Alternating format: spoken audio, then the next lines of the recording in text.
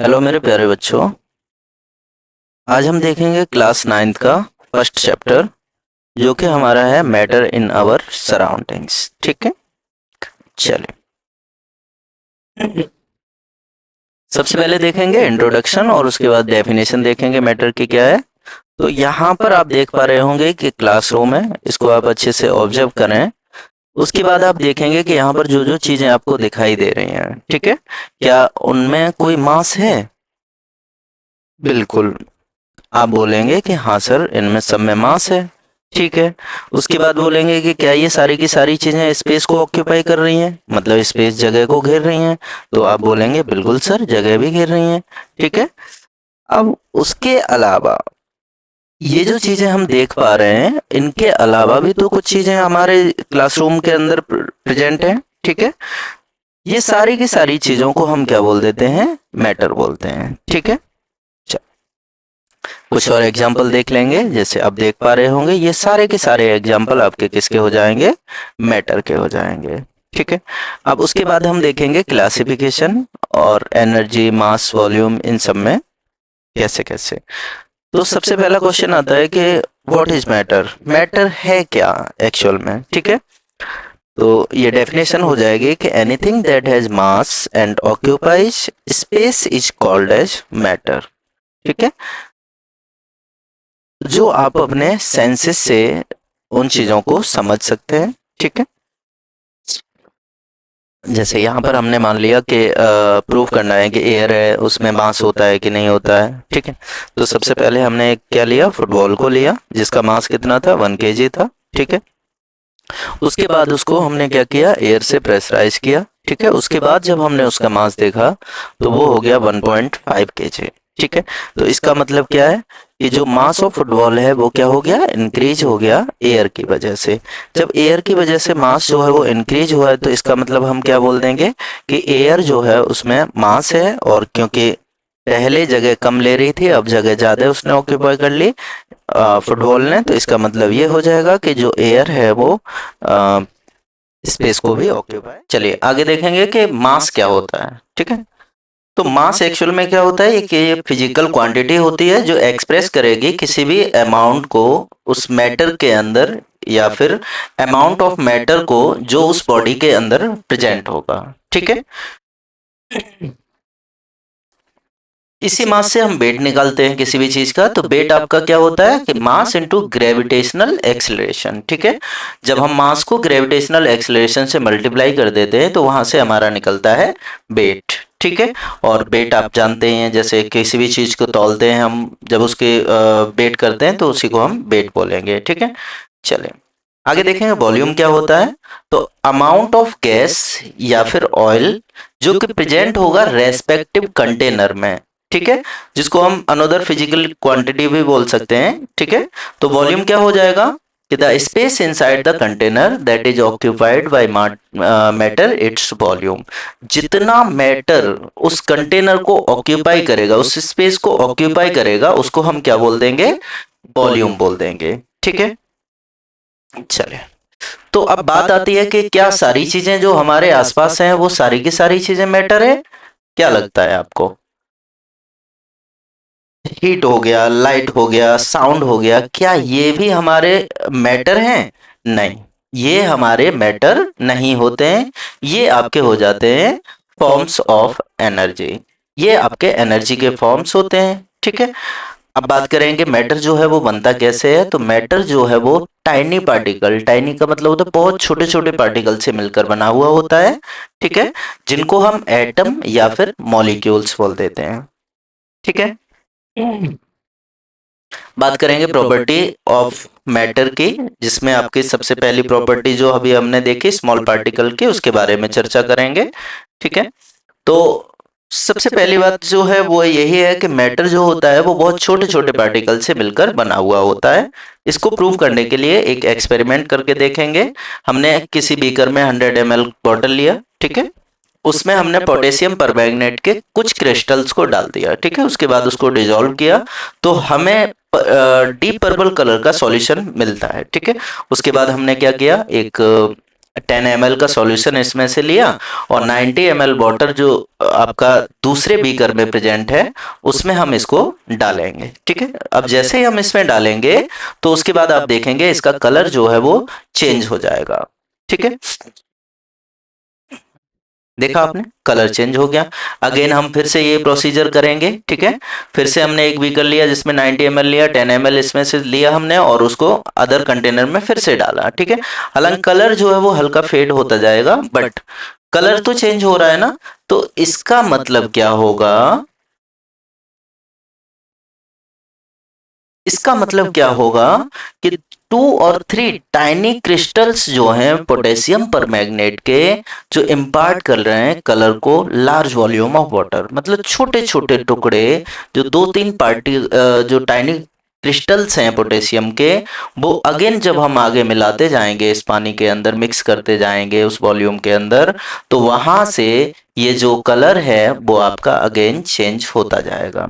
तो हम बोल सकते हैं कि ऐसा क्यों हो रहा है, क्योंकि पोटेशियम परमैंगनेट जो क्रिस्टल है वो आपका मिलियंस ऑफ स्मॉल पार्टिकल से मिलकर बना हुआ है, जो कि आपका spreading and imparting colour on dilution, जो कि डाइल्यूट होने पर आपका स्प्रेड हो रहा है और आपका कलर चेंज के लिए जिम्मेदार हो रहा है। ठीक है, तो इससे क्या प्रूव होता है कि जो मैटर होता है वो बहुत छोटे छोटे पार्टिकल से मिलकर बना हुआ होता है।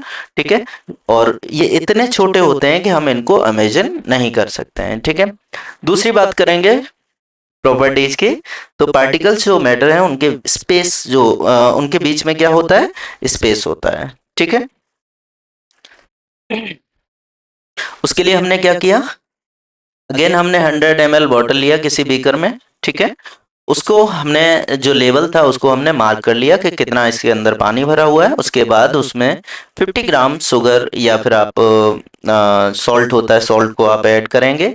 सॉल्ट को या फिर शुगर को ऐड करने के बाद हम देखेंगे कि जो मिक्सअप करने के बाद हम देखेंगे कि जो हमने लेवल जो मार्क किया था वो एक्चुअल में जितना था उतना का उतना ही रहा। ठीक है, तो फिर जो शुगर पार्टिकल थे वो कहाँ चले गए, तो वो आपके चले गए, sugar particle get into the space between the particles of matter water, मतलब जो वाटर के अंदर जो स्पेस था उसके अंदर वो पार्टिकल्स जो थे वो क्या हो गए, मिक्सअप हो गए। ठीक है, चलिए अब उसके बाद करेंगे कि थर्ड प्रॉपर्टी है कि पार्टिकल्स ऑफ मैटर जो होते हैं वो कंटिन्यूअसली मूव करते हैं। तो उसके लिए हम क्या करेंगे, सबसे पहले हम एक बीकर लेंगे जिसके अंदर पोटेशियम परमैंगनेट पार्टिकल्स जो हैं, अ, अगर हम पोटेशियम परमैंगनेट के पार्टिकल्स को या पोटेशियम परमैंगनेट हम लेंगे और उसको बॉटल के अंदर हम क्या करेंगे, मिक्सअप करेंगे।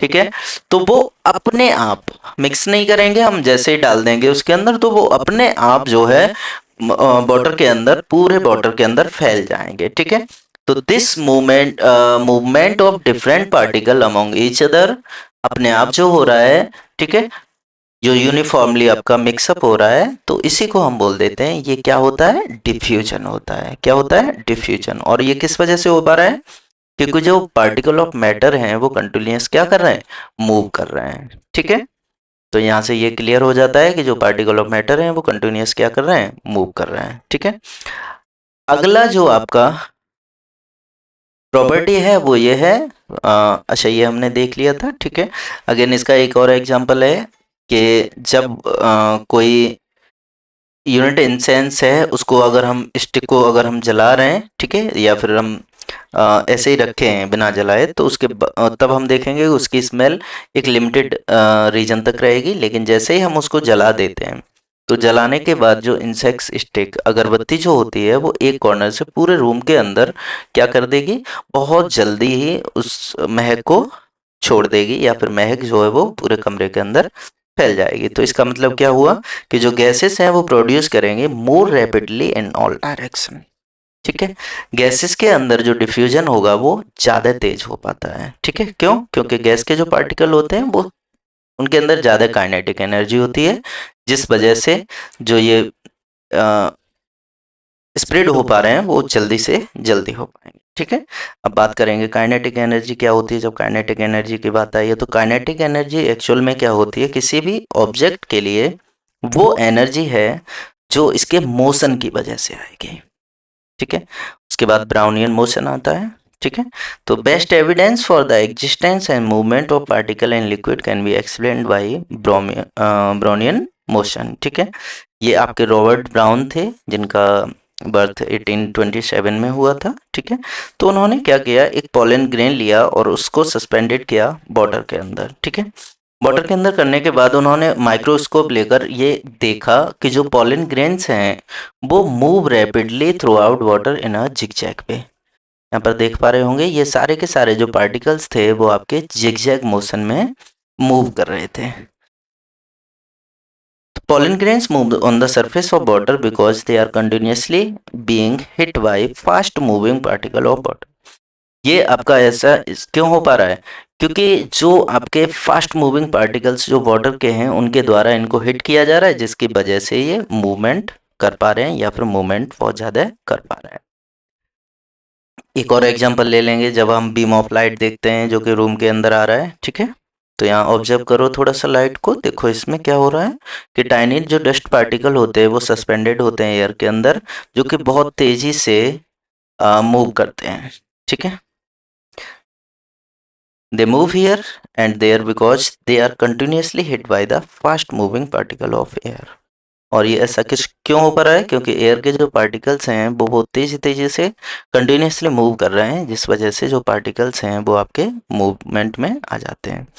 तो डेफिनेशन की बात करें तो क्या हो जाएगा, zigzag movement of small particle suspended in a liquid या फिर gas is called Brownian motion. ठीक है, इसी को हम जो जिगजैग मूवमेंट हो रहा है स्मॉल पार्टिकल्स का, ठीक है, जो कि लिक्विड या गैस के अंदर सस्पेंडेड हैं, तो उनको हम बोल देते हैं कि ये ब्राउनियन मोशन में होते हैं। ठीक है, अब बात करेंगे कि ये जो इफेक्ट है वो आपका किस तरीके से होंगे। तो अगर हम टेम्परेचर को इंक्रीज करते हैं तो इनका जो मोशन होगा वो भी क्या हो जाएगा, इंक्रीज हो जाएगा।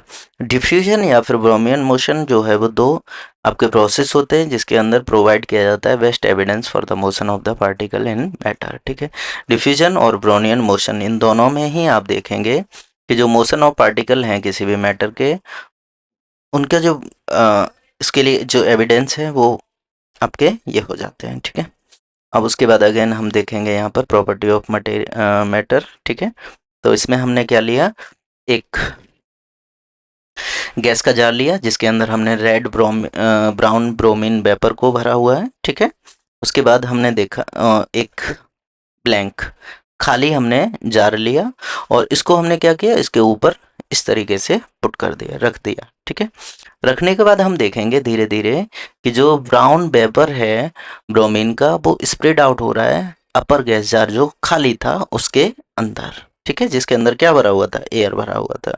तो यहाँ पर हो क्या रहा है कि जो अपर गैस जार है जिसके अंदर कलरलेस एयर था वो भी आपका कैसा हो गया, रेड ब्राउन हो गया। ठीक है, देखिए अच्छे से समझ पा रहे होंगे।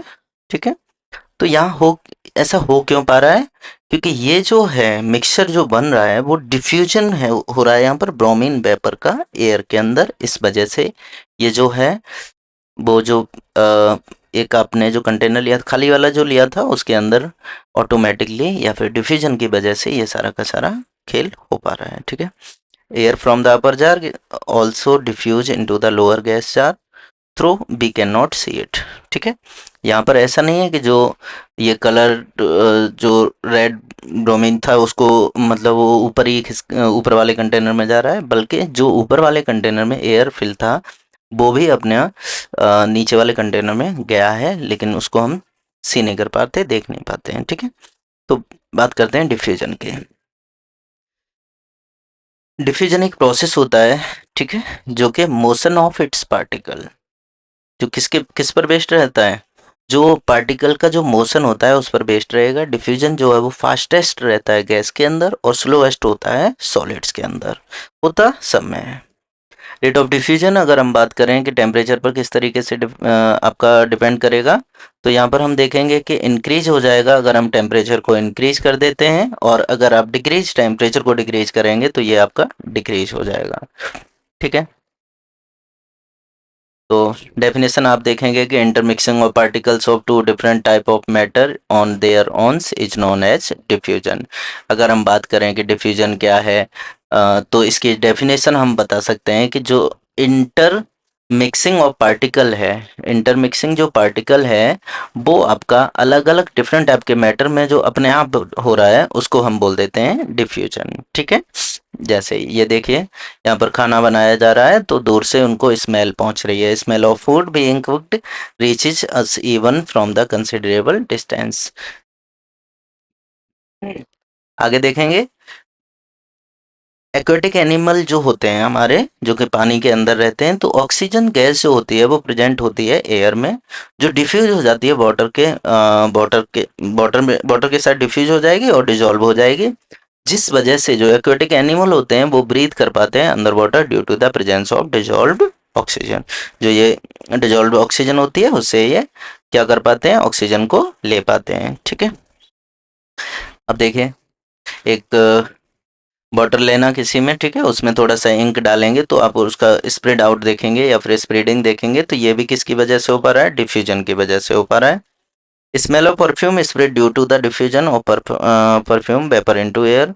ये भी आपका जो परफ्यूम का जो स्मेल होता है वो भी इसी तरीके से जो वेपर में परफ्यूम वेपर होता है वो एयर के साथ डिफ्यूज हो जाता है, जिस वजह से ये आगे स्प्रेड आउट हो जाता है। ठीक है, और डिफ्यूजन जो सॉलिड के अंदर होता है वो कैसा होता है, बहुत ज़्यादा स्लो प्रोसेस होता है। कैसे? नेक्स्ट प्रॉपर्टी है पार्टिकल ऑफ मैटर जो कि आपका अट्रैक्ट करते हैं एक दूसरे को। ठीक है, देखें, चौक है, चौक हो गया, आयरन नेल हो गया, ठीक है, आइस क्यूब हो गया। तो यहाँ पर हम take a piece of chalk and iron nail and cube of ice, hit them with hammer. इसको अगर हम हैमर के साथ क्या करते हैं, तोड़ने की कोशिश करेंगे, तो इजी कौन सा होगा जिसमें मतलब, और कौन से में ज़्यादा फोर्स हमें लगाना पड़ेगा, तो ये सबको पता है कि जो पीस ऑफ चॉक है वो स्मॉलर पार्टिकल्स में आसानी से टूट जाएगा, जबकि क्यूब ऑफ आइस है उसमें मोर फोर्स लगाना पड़ेगा, जबकि जो नेल है उसको तोड़ना थोड़ा सा या फिर ज़्यादा हमें फोर्स लगाना पड़ेगा। ठीक है, ये जो आपका फोर्स ऑफ अट्रैक्शन होता है ये हो क्यों रहा है इस, तो जो फोर्स ऑफ अट्रैक्शन है इन पार्टिकल्स के बीच में, चौक के पार्टिकल्स के बीच में, वो थोड़ा सा क्या होता है, वीक होता है, कम होता है। और फोर्स ऑफ अट्रैक्शन जो है आपका पार्टिकल्स जो आपके हैं आइस के, उसमें थोड़ा सा ज़्यादा रहेगा, जबकि आपका जो फोर्स ऑफ अट्रैक्शन है पार्टिकल ऑफ आयरन नेल्स के बीच में वो बहुत ज़्यादा स्ट्रांग है। ठीक है, इसलिए इनको तोड़ना क्या होता है, थोड़ा सा उसी हिसाब से उसी क्रम में हमें फोर्स लगाना पड़ेगा। फोर्स ऑफ अट्रैक्शन जो है वो मैक्सिमम होगा पार्टिकल ऑफ सॉलिड में, उससे कम होगा आपका लिक्विड में, और सबसे कम किसके अंदर होता है, गैसियस मैटर में होता है। ठीक है, चलिए उसके बाद हम देख लेते हैं करेक्टरिस्टिक, जो कि पार्टिकल्स ऑफ मैटर की करेक्टरिस्टिक क्या है। ठीक है, तो जो हमने अभी पढ़ी कि पार्टिकल्स ऑफ मैटर जो होते हैं वो वेरी वेरी स्मॉल होंगे, पार्टिकल ऑफ मैटर जो होंगे वो स्पेस, जो उनके बीच में क्या होगा, स्पेस होगा, और पार्टिकल ऑफ मैटर जो होंगे वो कंटिन्यूसली क्या करेंगे, मूव करेंगे, और ये टेम्परेचर पर भी वेरी करेंगे कि टेम्परेचर अगर राइज करेंगे तो पार्टिकल जो हैं वो फास्ट मूव करने लग जाएंगे, और जो पार्टिकल ऑफ मैटर होते हैं वो अट्रैक्ट करते हैं एक दूसरे को। ठीक है, अब यहाँ से नेक्स्ट हम देखेंगे कि स्टेट ऑफ मैटर क्या होते हैं या कितने स्टेट होते हैं। ठीक है, चलिए स्टेट ऑफ मैटर की बात करें तो फिजिकली जो मैटर हैं वो क्लासिफाइड होते हैं थ्री टाइप्स में। ठीक है, कौन कौन से टाइप हैं, एक आपका सॉलिड होता है, एक आपका लिक्विड होता है, और थर्ड वन आपका गैस होता है। मेनली ये आपके थ्री ही होते हैं। ठीक है, उसके अलावा दो और कैटेगरी हैं जो कि आपकी एग्जिस्ट करती हैं, और वो कौन कौन से हैं, एक आपका प्लाज्मा जो कि सुपर हॉट गैसेस होती हैं, और ठीक है, जैसे जो बहुत ज़्यादा हाई टेम्परेचर होता है जैसे सन हो गया। ठीक है, उसके अलावा अगर हम आगे बात करें तो आगे आपका जो नेक्स्ट वाला है वो होता है बोस आइंस्टीन कंडेंसेट, ठीक है। इसमें क्या होता है, जो आर्टिफिशियली क्रिएट किया जाता है, ये क्रिएट किया हुआ स्टेट ऑफ मैटर है जिसमें बहुत लो टेम्परेचर होता है। कैसा होता है, बहुत कम टेम्परेचर पर ये होता है, ठीक है। तो अब इनको हम सबको डिटेल में पढ़ेंगे, ठीक है। तो सबसे पहले है सॉलिड, ठीक है। तो सॉलिड का स्ट्रक्चर ऑफ सॉलिड जो होता है वो आपका इस तरीके से होगा, ठीक है। जो स्पेस बिटवीन द पार्टिकल जो होता है वो क्या होगा, कम होगा, ठीक है। और क्या होगा इसके अंदर, जो फोर्स ऑफ अट्रैक्शन होता है इन पार्टिकल्स के अंदर वो मैक्सिमम रहेगा, ठीक है, ज्यादा रहेगा। और जो काइनेटिक एनर्जी पार्टिकल्स के बीच में होती है वो आपके लीस्ट रहेगी, कम रहेगी, ठीक है। पार्टिकल्स ऑफ सॉलिड जो हैं वो आप देख पा रहे होंगे क्लोजली पैक्ड होते हैं एक दूसरे के साथ और कैन नॉट मूव मच, ज्यादा ये मूव नहीं कर पाएंगे, ठीक है। चलिए, तो यहाँ से प्रॉपर्टीज देखेंगे सॉलिड की। तो सॉलिड का जो शेप और वॉल्यूम ये दोनों के दोनों आपके डेफिनेट रहेंगे, ठीक है। जितने भी सॉलिड होंगे उनके क्या रहेंगे, डेफिनेट शेप और वॉल्यूम रहेगा। ऑलमोस्ट इनकम्प्रेसिबल होते हैं, ठीक है।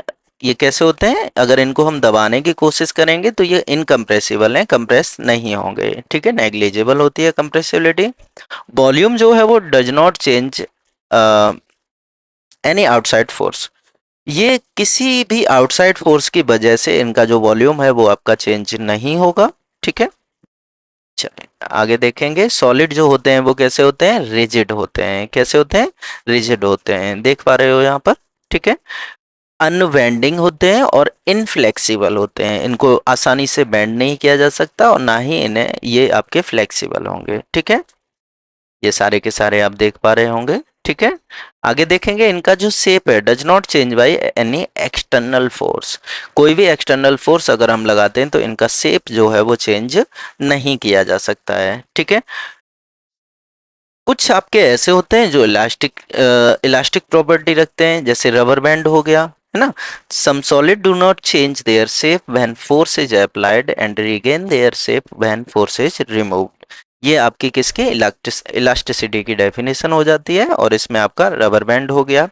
क्वेश्चन पूछ लेता है कि आपका जो रबर बैंड है वो आपका शेप चेंज करता है, उस पर कोई फोर्स लगाते हैं तो वो शेप चेंज कर लेता है ना। तो इसको सॉलिड में ही क्यों रखा गया, फिर इसको लिक्विड में क्यों नहीं रखा गया, तो इसका रीजन क्या है कि इसकी ये एक प्रॉपर्टी होती है सॉलिड की, इलास्टिक, उसकी वजह से ये संभव हो पाता है या फिर उसकी वजह से ये हो पाता है, ठीक है। सम सॉलिड कैसे होते हैं, कुछ सॉलिड ऐसे होंगे जो प्लास्टिक होते हैं, जैसे क्ले हो गया, डो हो गया। डो मतलब ये जो आपका आटे का गुदा हुआ जो आटा होता है उसको बोलते हैं क्ले, मतलब मिट्टी। तो some solid do not change their shapes when force is applied and does not regain their shape when force is removed। कुछ आपके फोर्सेस ऐसे कुछ सॉलिड ऐसे हैं जो कि अपनी शेप को चेंज नहीं करेंगे, जब फोर्स अप्लाई करेंगे तो do not change their shape when force is removed, और अब फोर्स को रिमूव कर देंगे तो वो अगेन अपने उसी शेप में आ जाएंगे, ठीक है। जैसे ये देख पा रहे होंगे, डॉ हो गया, ठीक है। नेक्स्ट है आपका लिक्विड स्टेट के बारे में और गैसियस स्टेट के बारे में। तो लिक्विड स्टेट को हम देखेंगे कि स्ट्रक्चर ऑफ लिक्विड आपका कुछ इस तरीके से रहेगा। इनके बीच में जो स्पेस होता है वो मॉडरेट होता है। मॉडरेट का मतलब क्या हो गया कि लिक्विड से तो ज्यादा होगा बट गैसियस स्टेट से थोड़ा कम रहेगा, ठीक है। बात करें इनके शेप और साइज की, ठीक है। चलिए, शेप और साइज की अगर हम बात करें तो आपने देखा होगा कि जो लिक्विड होता है, लिक्विड आपका जिस भी कंटेनर में आप डाल देंगे उसी का शेप ले लेता है, लेकिन इसमें जो वॉल्यूम होता है वो वॉल्यूम आपका सेम रहेगा।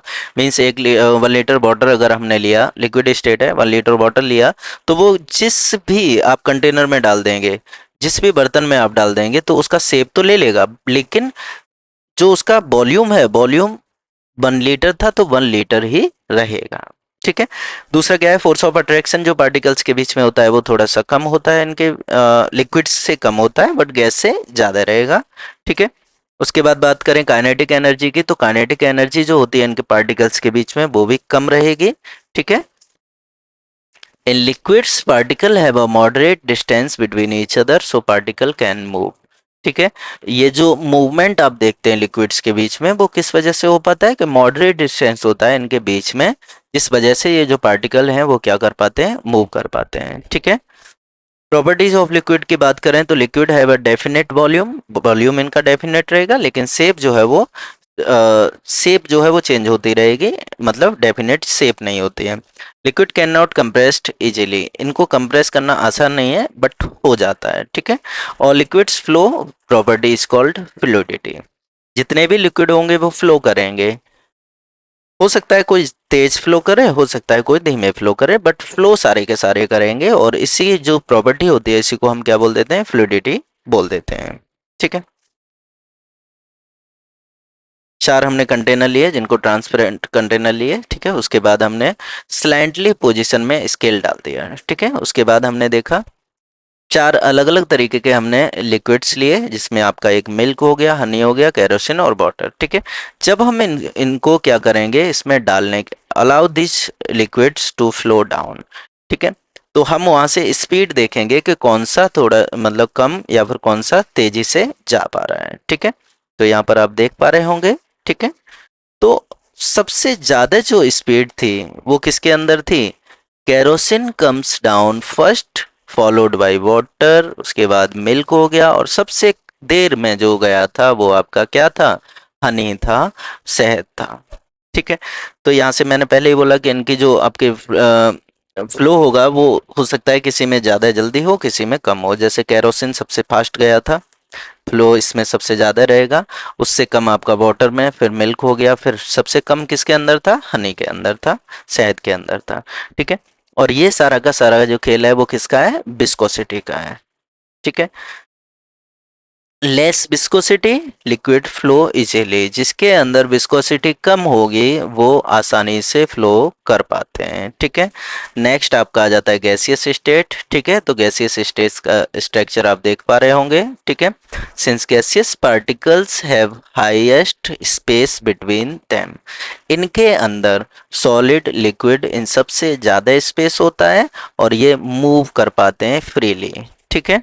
Space between particle is highest, पहली प्रॉपर्टी हो गई इनकी। ठीक है। दूसरा क्या है, फोर्स ऑफ अट्रैक्शन जो इन पार्टिकल्स के बीच में होता है वो क्या होता है, कम होता है। ठीक है।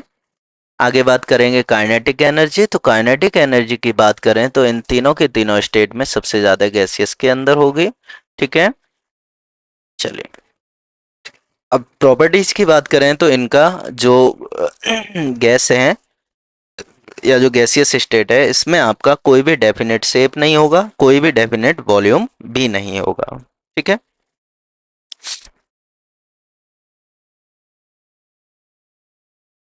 Smell of delicious pizza can be felt from distance due to, अब ये जो स्मेल है पिज्जा बनने की या फिर कोई भी आइटम बनने की, तो वो ये किस वजह से हो पाती है। ठीक है। तो इसका कॉन्सेप्ट क्या है, तो गैसियस जो गैसेस होते हैं वो फ्लो करते हैं और दे show the property of fluidity, और ये भी आपके फ्लूइडिटी के प्रॉपर्टी को शो करेंगे। ठीक है।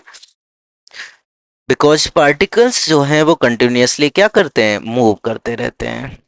आगे बढ़ेंगे।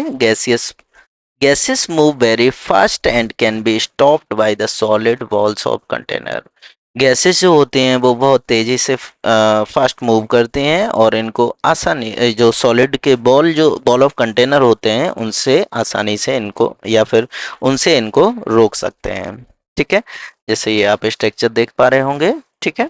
Gases can be easily compressed and squeeze together, ठीक है। गैसेस जो होती हैं वो इजीली कंप्रेस की जा सकते हैं और एक साथ इनको स्क्वीज भी किया जा सकता है। ठीक है। जैसे सोडा बोतल आपने देखी होगी।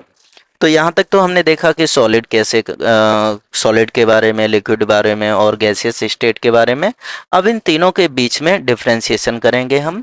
Solid, liquid, gas can all diffuse in liquids, ये तीनों की तीनों चीज़ें जो हैं सॉलिड की वो आपके किसी भी लिक्विड के अंदर डिफ्यूज हो पाती हैं। रेट ऑफ डिफ्यूजन जो होता है लिक्विड का वो आपका हायर होता है देन ऑफ सॉलिड, सॉलिड से लिक्विड का ज़्यादा रहेगा। This is because in liquid state particles जो मूव करेंगे वो फ्रीली मूव करते हैं और ग्रेटर स्पेस होता है between each other and compared two particles in the solid state. ठीक है। चलिए, यहाँ पर बात करेंगे सॉलिड, लिक्विड और गैस की, ठीक है। सॉलिड, लिक्विड और गैस की अगर हम बात करें, ठीक है, तो शेप और शेप अगर आप देखेंगे तो शेप सॉलिड का कैसा रहेगा, फिक्स रहेगा, लिक्विड का और गैस का फिक्स नहीं रहेगा। वॉल्यूम की बात करें तो सॉलिड के अंदर और लिक्विड के अंदर फिक्स रहेगा, जबकि गैस के अंदर फिक्स नहीं रहेगा। इंटर पार्टिकल फोर्सेस की बात करें तो इंटर पार्टिकल फोर्स जो है वो बहुत ज़्यादा रहेंगे सॉलिड्स के अंदर, ठीक है, जबकि लिक्विड के अंदर मॉडरेट होते हैं और सबसे कम किसके अंदर, गैस के अंदर। स्पेस की बात करें तो आपका सबसे कम होगा सॉलिड के अंदर और मॉडरेट होता है लिक्विड के अंदर, जबकि गैस के अंदर दूर दूर होता है। फ्लूइडिटी की बात करें तो सॉलिड्स जो हैं वो फ्लो नहीं करेंगे, जबकि लिक्विड फ्लो करेंगे और गैसेस जो होती हैं वो आसानी से फ्लो करेंगे। कंप्रेसिबिलिटी की बात करें, ठीक है, तो सॉलिड और लिक्विड इनकम्प्रेसिबल होते हैं, जबकि गैसेस जो होती हैं वो कंप्रेसिबल होती हैं। ठीक है, कंटेनर को फिल करने की बात की जाए तो ये जो सॉलिड होते हैं वो कंटेनर को फिल नहीं कर पाते हैं, ना ही लिक्विड्स, जबकि जो गैसेस होती हैं आपकी वो आपके कंटेनर को क्या कर देंगे, फिल कर देंगे। डेंसिटी की बात करें तो सॉलिड के अंदर क्या होता है, हाई होती है, लिक्विड के अंदर सॉलिड से थोड़ी कम होगी, गैसेस से थोड़ी ज़्यादा रहेगी, और सबसे कम डेंसिटी जो होती है वो किसके अंदर, गैसेस के अंदर होती है, ठीक है। बात करेंगे, आगे बात करेंगे हम चेंज ऑफ स्टेट की और काइनेटिक थ्योरी ऑफ मैटर के बारे में, ठीक है। तो चेंज ऑफ स्टेट में हम देखेंगे कि यहाँ पर आप देख पा रहे होंगे कि जो वाटर है उसी को हम आइस की फॉर्म में या फिर स्टीम के फॉर्म में जब हम देखते हैं तो यहाँ पर क्या बोलेंगे कि सॉलिड और लिक्विड और गैस। देखो आइस जो होती है उसको जब गर्म करते हैं तो वाटर बनता है, और वाटर को गर्म करते हैं तो स्टीम बनती है, और अगर स्टीम को ठंडा करते हैं तो कंडेंस करके हम वाटर बना सकते हैं, और वाटर को और ज़्यादा ठंडा करके हम उसके सॉलिड स्टेट या फिर हम आइस में चेंज कर सकते हैं, ठीक है। What happens inside the matter during this change? अब ये जो मैटर है इनके बीच में ऐसा चल क्या रहा है जिससे कि ये अपना स्टेट जो है वो चेंज करते हैं। पार्टिकल्स ऑफ मैटर में क्या हो रहा है और जो स्टेट है वो आपका किस तरीके से चेंज हो रहा है, ठीक है। तो चेंज ऑफ स्टेट में हम देखेंगे कि फेज और state of matter can change when the temperature changes. अगर हम टेम्परेचर को चेंज करेंगे तो वहाँ पर हमें जो इनका जो स्टेट है उसमें चेंजमेंट देखने को मिलेगा। जैसे सॉलिड्स हैं, सॉलिड्स को एनर्जी हम देंगे तो लिक्विड्स में चेंज होंगे, और लिक्विड्स को फिर से हम चेंज एनर्जी देंगे तो वो आपके गैसियस स्टेट में चेंज हो जाएंगे, ठीक है। चलें, as temperature rises matter moves to a more active state. ये आपका जैसे जैसे आप टेम्परेचर राइज करेंगे तो उस केस में आपका जो स्टेट है वो क्या होगा, एक्टिव स्टेट ज़्यादा हो जाएगा उनका। आगे देखेंगे change in state of matter governed bye kinetic theory of matter. ये आपका काइनेटिक थ्योरी ऑफ मैटर है, उनके उसके रिलेटेड या फिर उससे ये हम समझने की कोशिश करेंगे। द स्पेस बिटवीन पार्टिकल्स जो आपके थे, फोर्स ऑफ अट्रैक्शन था इनके बीच में, और काइनेटिक एनर्जी जो पार्टिकल्स की थी, ठीक है, एनर्जी ऑफ मोशन जिसको हम बोल रहे हैं, ठीक है। देखिए यहाँ पर हमने क्या लिया, सॉलिड लिया, जिसको हमने क्या किया, पार्टिकल्स जो हैं इसके वो much close to each other हैं। टेम्परेचर जैसे जैसे राइज करेंगे उसके बाद आप देखेंगे कि सॉलिड से किस में, लिक्विड में हो गया। तो यहाँ पर जो आपका लिक्विड है वो particles move away from each other, थोड़े थोड़े से दूर हो गए। उसके बाद अगेन हम हीट देंगे या गर्म करेंगे तो लिक्विड जो है वो गैसियस स्टेट में जाएगा, और उसके बाद जो पार्टिकल्स हैं at temperature increased more it turns into steam and particles move more apart, और ज़्यादा दूर दूर हो जाएंगे, ठीक है। चलिए अब बात करेंगे टेम्परेचर स्केल की, ठीक है। तो टेम्परेचर स्केल हो गया कन्वर्जन ऑफ टेम्परेचर, और उसके बाद टेम्परेचर से रिलेटेड न्यूमेरिकल्स की। तो टेम्परेचर एक्चुअल में है क्या, ठीक है। तो टेम्परेचर क्या है, एक मेजरमेंट होता है हॉटनेस, कोई भी सब्सटेंस जो है वो कितना ठंडा या फिर कितना गर्म है, ठीक है।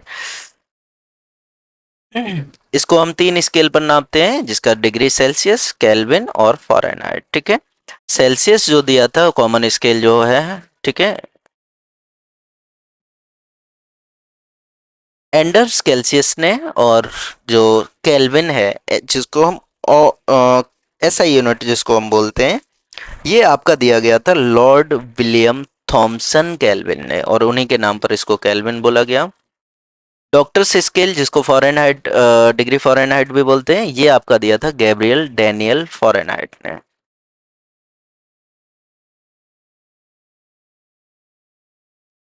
बात करेंगे यहाँ केल्विन स्केल की, तो temperature at which gas is cooled to obtain zero volume. Temperature, कौन सा टेम्परेचर? वो टेम्परेचर जिस पर जो गैसेस हैं वो कूल डाउन हो जाएं जीरो वॉल्यूम के लिए, ऑब्टेन जीरो वॉल्यूम। तो एब्सोल्यूट जीरो उसको हम बोलते हैं, ठीक है। Such a volume and below are not practically possible to obtain. और ऐसा वॉल्यूम या फिर इससे कम वॉल्यूम हमें प्रैक्टिकली पॉसिबल नहीं है। Hence all temperature are positive, इसलिए हम बोल देते हैं कि सारे के सारे टेम्परेचर जो हैं वो कैसे हैं? पॉजिटिव होते हैं। केल्विन से सेल्सियस की बात करें तो इसको हम कन्वर्जन जो हम देख रहे हैं, तो इसका कन्वर्जन बहुत इजी होता है। आपका अगर डिग्री सेल्सियस दे रखा है तो आप उसमें 273 को ऐड कर देंगे तो वहां से केल्विन निकल आएगा, और अगर केल्विन दे रखा है तो उसमें आप 273 को क्या कर देंगे? माइनस कर देंगे, ठीक है। न्यूमेरिकल्स की बात करें तो सिंपल सा है कि 25 डिग्री सेल्सियस को केल्विन स्केल में चेंज करो, ठीक है। तो इसके लिए आपका क्या था? 273 प्लस जो डिग्री सेल्सियस दे रखा है उसको जैसे ही हमने ऐड किया तो 298 हमारा केल्विन आ गया, ठीक है। अगला है कि 300 केल्विन को सेल्सियस में, तो अब इसमें क्या करना पड़ेगा? केल्विन में हमें दे रखा है, डिग्री सेल्सियस पूछा गया है, तो 273 को इसमें से क्या कर देंगे? माइनस कर देंगे, तो 27 डिग्री सेल्सियस आ जाएगा, ठीक है। उसके बाद है इंटर कन्वर्जन ऑफ स्टेट्स, जिसको मेल्टिंग या फिर वेपोराइजेशन, ठीक है। तो इंटर कन्वर्जन ऑफ स्टेट की अगर हम बात करें तो यहाँ पर देखो, सॉलिड से जब लिक्विड जाता है तो वहां पर मेल्टिंग होती है, उस प्रोसेस को आप फ्यूजन बोलेंगे। लिक्विड से गैस जाती है तो उसको हम बॉइलिंग बोलते हैं, जिसको हम एवोपरेशन बोलेंगे। और अगर सॉलिड से डायरेक्ट गैस में जा रहा है, सब्लिमेशन। सॉलिड से डायरेक्ट अगर गैस में जा रहा है, मतलब लिक्विड स्टेट जो है वो बीच में कहीं नहीं आ रहा है, तब हम उसको बोलेंगे सब्लिमेशन। और अगर गैस को कूल डाउन करके कंडेंसेशन किया जा रहा है तो उसको हम प्रोसेस को बोलेंगे कंडेंसेशन। और लिक्विड को जब सॉलिड में चेंज किया जाता है तो उसको हम बोलते हैं फ्रीजिंग। और गैस जब आपकी डायरेक्ट सॉलिड में चेंज होती है तब हम इन दोनों प्रोसेस को, सॉलिड और सॉलिड से गैस में जाए या फिर गैस से सॉलिड में आए, तब हम इसको सब्लिमेशन ही बोलते हैं, ठीक है। Effect of change of temperature की अगर हम बात करें तो सॉलिड से लिक्विड के लिए अगर हम देखेंगे तो ये क्या करता है? सॉलिड को क्या कर रहा था? मेल्ट कर रहा था। The process which a solid substance change into a liquid on heating is called melting, या फिर इसी को हम क्या बोल देते हैं? फ्यूजन भी बोलते हैं, ठीक है। अब जो मेल्टिंग है वो किस तरीके से, या किस तरीके जो मेल्टिंग पॉइंट रहेगा उसको कैसे डिफाइन करेंगे? तो टेम्परेचर, वो वाला टेम्परेचर जिस पर सॉलिड सब्सटेंस मेल्ट हो जाए और चेंज करें into a liquid at atmospheric pressure. यहाँ पर जो एटमॉस्फेरिक प्रेशर दे रखा है उसको बहुत ध्यान में रखना है। एटमॉस्फेरिक प्रेशर पर जो आपका सब्सटेंस है वो आपका मेल्ट होना स्टार्ट हो जाए, तब हम बोलेंगे कि उस सब्सटेंस का वो क्या है? मेल्टिंग पॉइंट है। मेल्टिंग पॉइंट अगर हम सॉलिड की बात करें तो measure of force of attraction between its particle. और पार्टिकल्स कौन कौन से थे? एटम और मॉलिक्यूल्स, ठीक है। जैसे आइस है, ठीक है। आइस को जब वाटर में हम क्या करते हैं, आइस क्या है? सॉलिड स्टेट है। जब उसको हम गर्म करेंगे, मतलब मेल्ट करेंगे, तो इसका जो मेल्टिंग पॉइंट होता है वो क्या होता है? 0 डिग्री सेल्सियस होता है, ठीक है। इसी तरीके से अगर आयरन का हम देखें तो उसका 1535 डिग्री सेल्सियस होता है, ठीक है। बात करें लिक्विड से गैस की तो इसको हम बोलते हैं वेपोराइजेशन, ठीक है। अब इसमें आपके दो चीजें आती हैं, एक आपका बॉइलिंग आता है, एक आपका एवोपरेशन आएगा।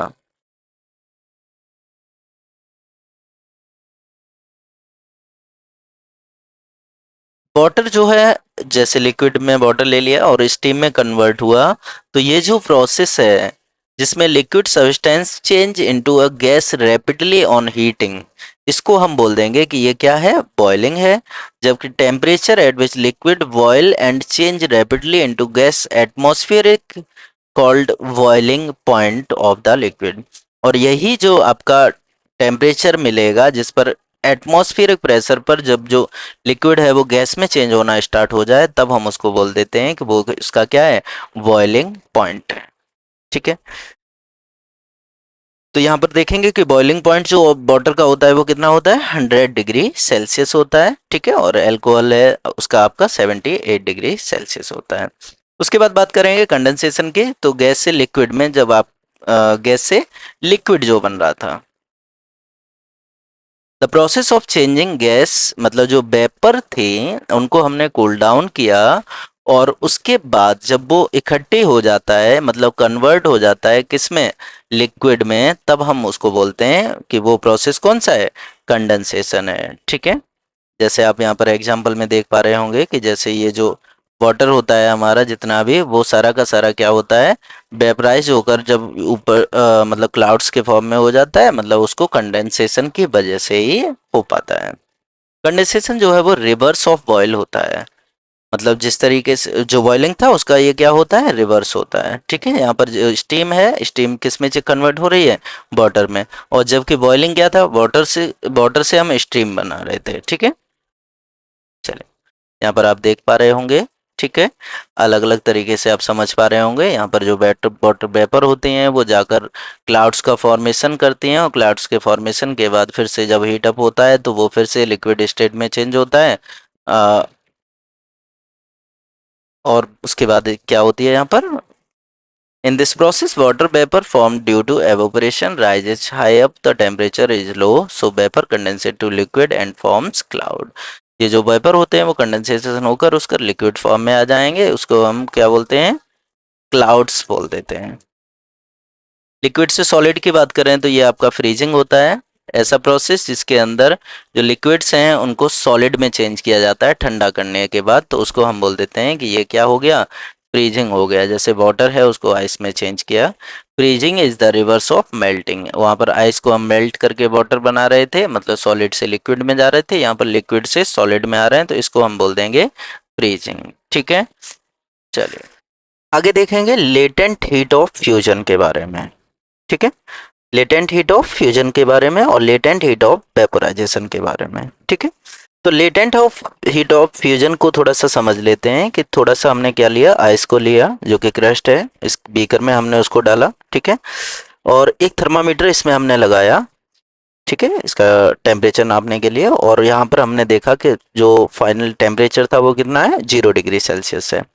उसके बाद हमने क्या किया, जेंटली उसको स्मॉल फ्लेम दिया बर्नर से, इसको गर्म करने की कोशिश की। ठीक है, तो जब हम गर्म करेंगे इसको, तो गर्म करने के बाद हम देखेंगे कि इसके अंदर as long as there remains even a little of ice in the beaker, there is no rise in temperature during the melting of ice. मतलब कहने का यहाँ पर सिर्फ इतना है कि जब तक हम इसको मेल्ट करेंगे तो कोई भी बर्फ का टुकड़ा अगर वापस उसमें, मतलब थोड़ा सा टुकड़ा भी रह जाता है, तब भी वो जो उसका जो टेम्परेचर है वो अब भी कितना है, 0 डिग्री सेल्सियस है।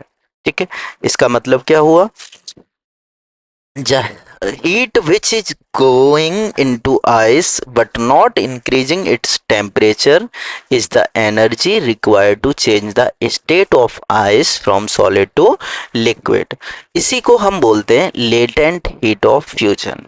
क्वेश्चन आपसे कैसे पूछा जाता है, क्वेश्चन आपसे पूछा जाएगा कि ये बताइए कि जब 0 डिग्री सेल्सियस जो आपकी आइस थी उसको हमने हीट दिया, और हीट देने के बाद जब हमने उसका टेम्परेचर देखा वाटर का, तो वाटर का टेम्परेचर भी 0 डिग्री सेल्सियस रहा। तो जो हमने हीट दी वो कहाँ गई, तो वो एक्चुअल में जिम्मेदार रहती है आपकी किसके लिए, लेटेंट हीट ऑफ फ्यूजन के लिए, या फिर आप इसको आंसर कर सकते हैं कि जो स्टेट जो चेंज हो रहा है उसके लिए ये जिम्मेदार है। This latent heat of fusion और melting of a solid is a quantity of heat in joules required to convert 1 kilogram of solid जो कि मेल्टिंग पॉइंट है to liquid without any change in temperature. Temperature में कोई भी change देखने को आपको नहीं मिलेगा, और उस केस में जो ये होती है वो आपकी हो जाएगी। तो यहाँ पर लेटेंट हीट ऑफ फ्यूजन की बात करें आइस के लिए तो वो आपकी कितनी होती है 3.34 इंटू 10⁵ जूल पर किलोग्राम। मतलब 1 kg आइस को अगर हम गर्म करें, ठीक है, उसको वाटर में चेंज करें तो उसमें जो लेटेंट हीट हमारी जाएगी वो जाएगी 3.34 इंटू 10⁵ जूल्स। ठीक है, this heat energy is used in changing the state of solid substance by overcome the forces of attraction between its particles। ठीक है, जो पार्टिकल्स हैं उनके चेंज करने के लिए। आइस एट, यहाँ पर एक क्वेश्चन है कि आइस जो है वो 0 डिग्री सेल्सियस पर मोर इफेक्टिव होती है cooling a substance than water of at 0 degree Celsius. या फिर आपसे ये पूछ लेगा कि 0 डिग्री सेल्सियस की आइस है, 0 डिग्री सेल्सियस का वाटर है, तो इन दोनों में जो इफेक्टिव जो कूलिंग देगा ठंडा कौन सा ज़्यादा होगा। ठीक है, तो ठंडा कौन सा ज़्यादा होगा, तो इसके लिए हम देखेंगे कि for melting each kilogram of ice it takes latent heat of 3.34 into 10 3.34 into 10⁵ ठीक है, joule from the substance and has cool the substance more effectively. ठीक है, क्योंकि जो आपका आइस है उसको लेटेंट हीट चाहिए रहेगा, हीट को एब्जॉर्ब करेगा वो, जो कि 3.34 इंटू 10⁵ जूल रहेगा। और जो पहले से वाटर है तो उसको हीट की रिक्वायरमेंट नहीं होगी तो वो इतना ज़्यादा इफेक्टिव नहीं रहेगा। ठीक है, फिर पीस ऑफ आइस लेंगे तो वो हमारे हाथ को जल्दी से ठंडा करेगा। ठीक है, क्यों, क्योंकि वो लेटेंट हीट जो है वो हमारे हाथ से लेगा, इस वजह से हमारा जो हाथ है वो थोड़ा सा ठंडक फील करेगा। बात करेंगे लेटेंट हीट ऑफ वेपोराइजेशन की, तो अगेन हमने क्या किया, वाटर को लिया एक बीकर में, ठीक है, और थर्मामीटर लगाया, इसका टेम्परेचर देखा, बर्नर से हमने इसको 100 डिग्री सेल्सियस तक किया। ठीक है, और जैसे ही ये 100 डिग्री सेल्सियस पर पहुंचा उसके बाद देखेंगे कि water boils and starts changing into steam. जैसे ही 100 डिग्री सेल्सियस पर पहुंचेगा तो ये जो वाटर है वो स्टीम में चेंज होना स्टार्ट हो जाएगा। As the heat supply is continuous, there is no rise in temperature during the boiling of water. The thermometer reading remains at 100 degree Celsius. Means क्या है कि जब तक हम इसको गर्म करते रहेंगे तो यहाँ से वेपर बनना तो स्टार्ट हो गया, बट जो टेम्परेचर है वो अभी राइज नहीं होगा।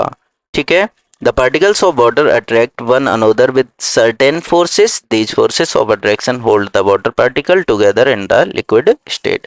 और ऐसा क्यों हो रहा है, क्योंकि जो फोर्स ऑफ अट्रैक्शन जो इनके बीच में लग रहा था, जो वाटर के पार्टिकल्स के बीच में, उन पार्टिकल्स वो क्या कर रहे हैं, उस हीट को एब्जॉर्ब करके उसके बाद वो अपने आप जो उनके जो बॉन्डिंग थी, जो उनका जो फोर्स था, उसको क्या कर रहे हैं, वो ओवरकम हो रहे हैं, ब्रेक डाउन हो रहे हैं। ठीक है, तो जो हीट है वो सप्लाइड की जाएगी water during boiling is use to overcome the forces of attraction between water particles so they become free and change into gases. और वो अपने जो बॉन्डिंग है उनको तोड़ेंगे और वहां से ओवरकम होकर ये आपके चेंज होते जाएंगे गैसेस के अंदर। ठीक है, this latent heat does not increase the kinetic energy of water particles and hence no rise in temperature takes place. या काइनेटिक एनर्जी जो वाटर की रहेगी उसके पार्टिकल्स की, उसके अंदर काइनेटिक एनर्जी में कोई इंक्रीमेंट नहीं होगा, बल्कि जो टेम्परेचर होगा, जब काइनेटिक एनर्जी में आपका इंक्रीमेंट नहीं हो रहा, इसका मतलब क्या है कि टेम्परेचर जो है वो आपका राइज नहीं होगा। सिंपल सी बात है।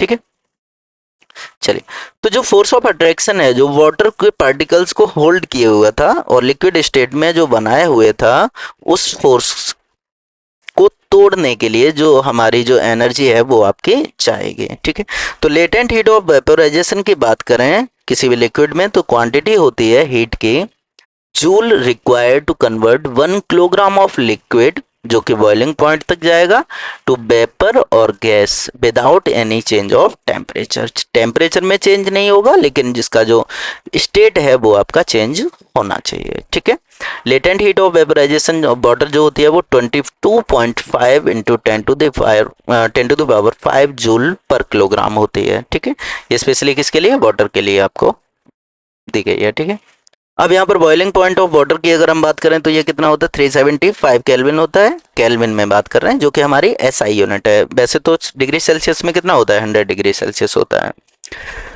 चलिए अब बात करेंगे कि the burns caused by steam are much more severe than those caused by boiling water. अगर हम यहाँ पर बात करें, जैसे हमने आइस और वाटर के बारे में चर्चा की थी, उसी तरीके से यहाँ पर हम बात करेंगे कि 100 डिग्री सेल्सियस का वाटर है और 100 डिग्री सेल्सियस की वेपर है। तो इन दोनों में जो सेवियर होता है, जो खतरनाक होता है, वो कौन सा होता है? तो यहाँ पर सिंपल सा जवाब क्या है? यहाँ पर सिंपल जवाब ये है कि जो 100 डिग्री सेल्सियस की जो स्टीम है, ठीक है, तो वो आपकी ज़्यादा हानिकारक होगी। ठीक है, क्यों होगी? यहाँ पर रीजन दे रखा है, both of them are at 100 degree Celsius. When water change into steam it absorb latent heat, और स्टीम जो कंटेन करेगी मोर हीट को और form of latent heat than boiling water. ठीक है, चलिए, अब तक हमने जो देखा वो था इफेक्ट ऑफ टेम्परेचर। अब जो हम देखेंगे वो क्या है? Effect of pressure on, effect of temperature हमने देखा था, अब हम बात करेंगे प्रेशर जो है वो भी आपका जो स्टेट ऑफ चेंज होगा उसमें किस तरीके से रेस्पॉन्सिबल रहेगा। ठीक है, तो फेज और state of matter can change when the pressure change. ठीक है, जिस तरीके से टेम्परेचर को इंक्रीज करने से या डिक्रीज करने से जो आपका स्टेट चेंज हो रहा था, सेम उसी तरीके से जैसे प्रेशर को हम चेंज करेंगे तो वहाँ पर भी जो आपका फेज या फिर स्टेट ऑफ मैटर होगा वो भी चेंज होगा। ठीक है, चलिए, तो gas can be liquefied by applying pressure and lowering temperature. आपने देखा होगा कि जितने भी गैसेस होते हैं उनको क्या किया जाता है? प्रेशर उन पर इंक्रीज किया जाता है और टेम्परेचर को लो किया जाता है, तो जिसकी वजह से वो कैसी हो जाती हैं? लिक्विफाइड हो जाती हैं, मतलब लिक्विड स्टेट में चेंज हो जाती हैं। देखिए यहाँ पर एक सिलेंडर है, ठीक है, पिस्टन है।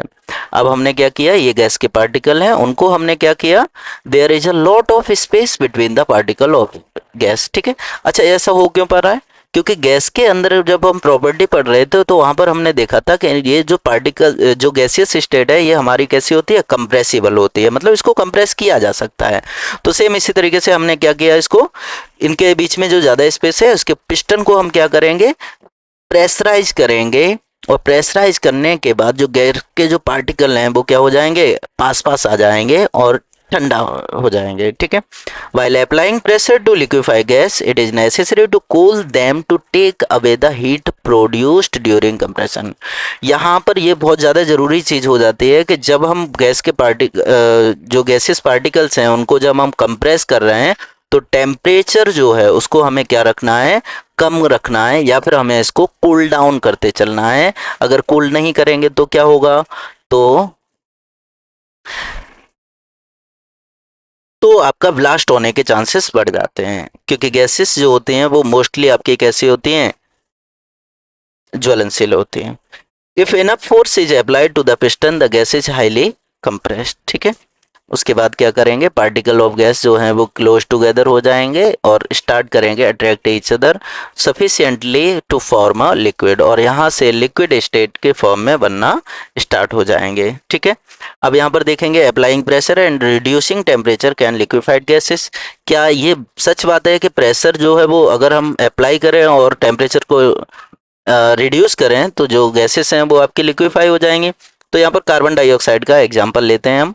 ऑन अप्लाइंग प्रेशर, प्रेशर को जब हम अप्लाई कर रहे हैं और डिक्रीज कर रहे हैं टेम्परेचर को कार्बन डाइऑक्साइड के सॉलिड, तो जो आपकी कार्बन डाइऑक्साइड होती है वो क्या हो जाती है? सॉलिडिफाई हो जाती है, मतलब ये आपकी सॉलिड स्टेट में चेंज हो जाती है। ठीक है, और इसको हम रखते हैं हाई प्रेशर में। स्टोर कहाँ करेंगे इसको? हाई प्रेशर में स्टोर करते हैं। सॉलिड कार्बन डाइऑक्साइड जो होता है get converted directly to gaseous state on decreasing of pressure to 1 atm without coming into liquid state. अच्छा, इसका एक क्या और है कि जो सॉलिड कार्बन डाइऑक्साइड होती है वो कन्वर्ट हो जाती है। क्यों रखते हैं इसको हाई प्रेशर में?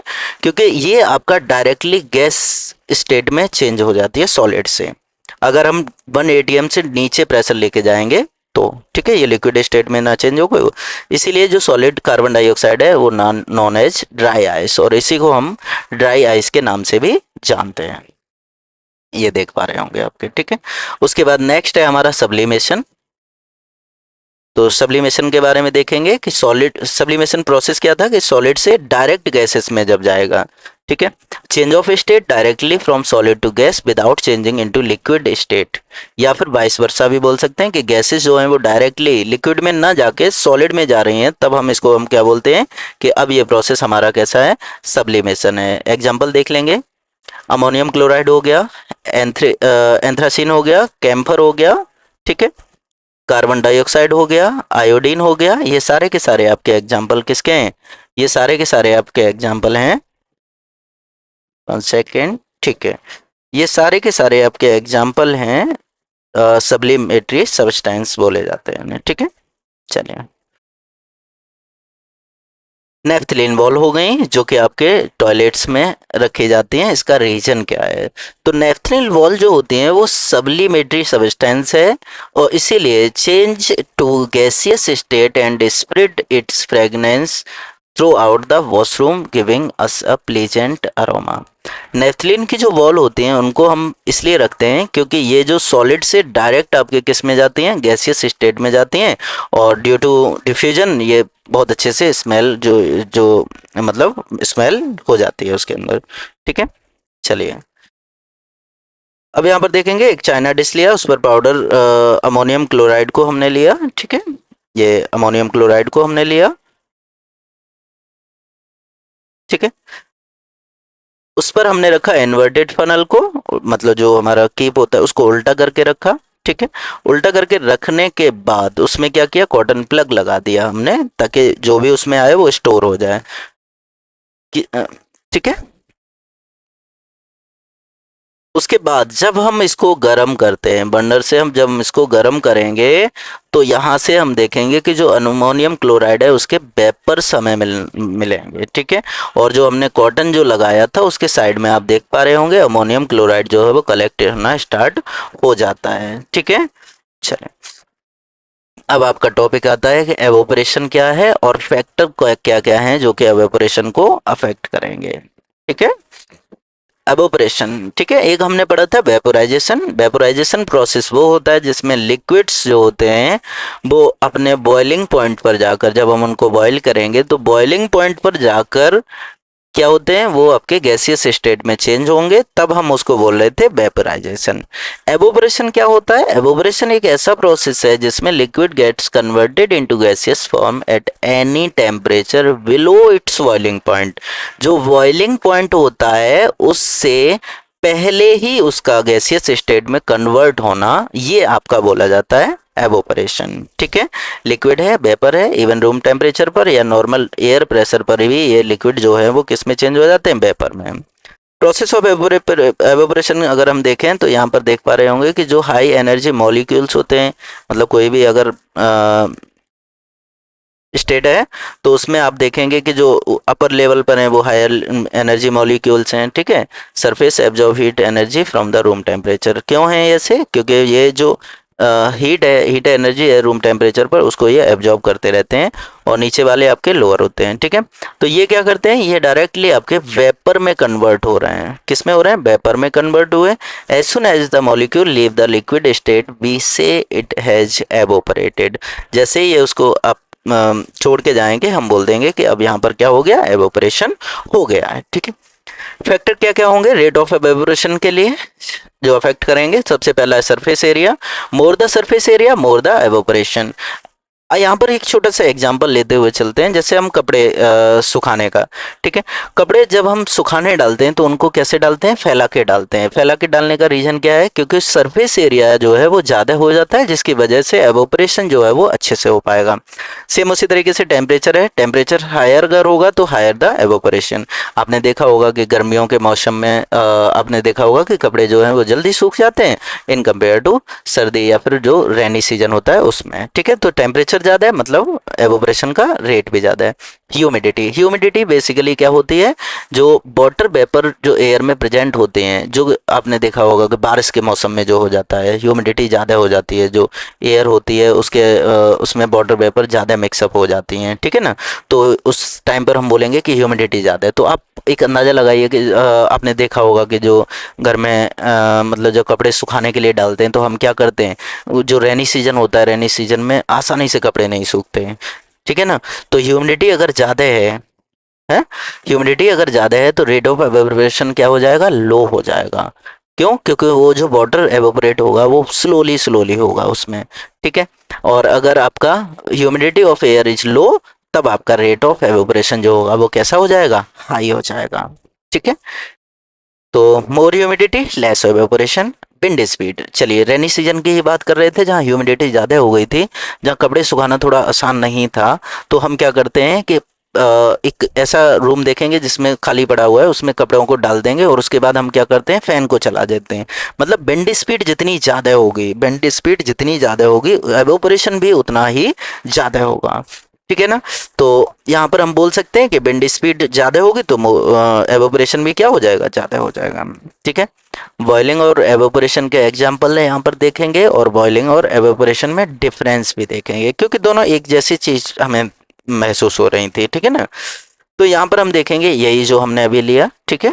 अगर हम रूम में कपड़े सुखाने डाले और ओपन स्पेस में कपड़े हमने सुखाने डाले, तो कौन सी जगह पर which one would dry up faster, कौन सा जल्दी आपका ड्राई होगा, handkerchief captain, open space would dry up faster. अगर हम हैंडकरचीफ जो है हमारा जो रूमाल है उसको अगर हम ओपन स्पेस में सुखाने के लिए डालते हैं तो वो जल्दी सूख जाता है, ऐसा क्यों। ठीक है। तो यहाँ पर हम देखेंगे because of the wind speed more the rate of evaporation, क्योंकि ऊपर जब हम देखेंगे ओपन स्पेस में तो वहाँ पर विंड स्पीड हमें ज़्यादा मिल जाती है, तो रेट ऑफ एवेपोरेशन जो होता है वो भी आपका ज़्यादा हो जाएगा। ठीक है। रेनी डे की अगर हम बात करें तो रेनी डे में आपने देखा होगा, ठीक है, उस केस में क्या होता है, size of the puddle got reduced, why, जो पडल है वो आपका रिड्यूस हो रहा है, ऐसा क्यों हो रहा है, और साइज ऑफ पडल के बारे में क्या हुआ इसके साथ। ठीक है। तो because of its surface area less the surface area less the rate of evaporation, जितना मतलब जो सरफेस एरिया है उस पर भी तो इफेक्ट पड़ रहा था, तो सरफेस एरिया कम है इसलिए यहाँ पर रेट ऑफ एवेपोरेशन भी क्या हुआ, कम हुआ। ठीक है।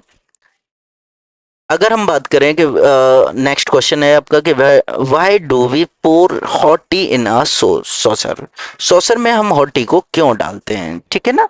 तो इसका रीजन क्या है, इसका रीजन ये है कि जब हम जो टी है, गरम चाय है, गरम दूध है, उसको हम क्या करते हैं कि उसको एक बड़े बर्तन में हम रख देते हैं। बड़े बर्तन में रखने का रीजन क्या है कि जितना ज़्यादा सरफेस एरिया होगा उतना ही एवेपोरेशन जो होगा वो भी ज़्यादा होगा।